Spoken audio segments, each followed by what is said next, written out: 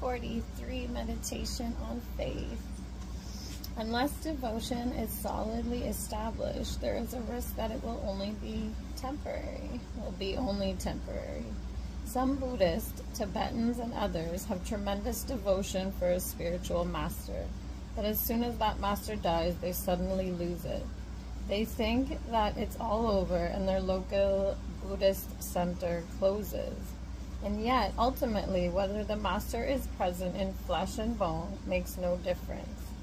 The master represents the ultimate nature of the mind, and the compassion of him or her is not limited by distance.